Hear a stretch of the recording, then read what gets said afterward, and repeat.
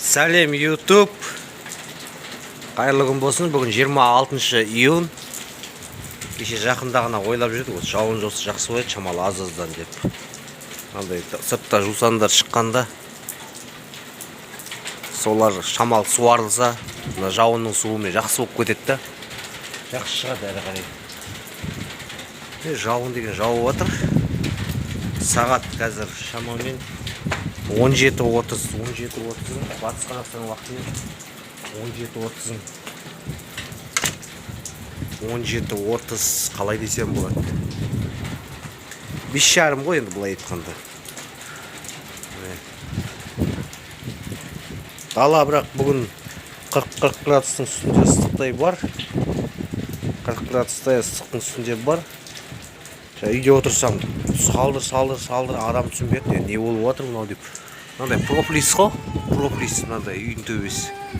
Сол салдырлап осы жауын тиіп салдырлап жатыр екен ғой. Аспанда бұлттар енді ақ жауын ғой бұл негізі.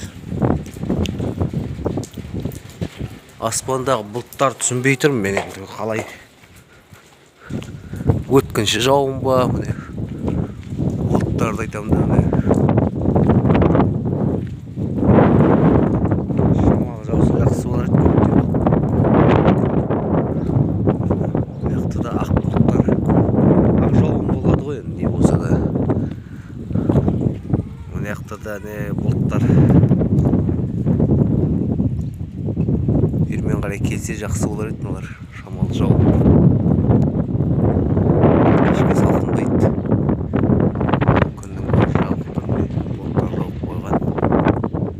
Жақсы сау-саламатта болыңыздар. Төменге подписаться басып, қоңырау шамын басып қойыңдар.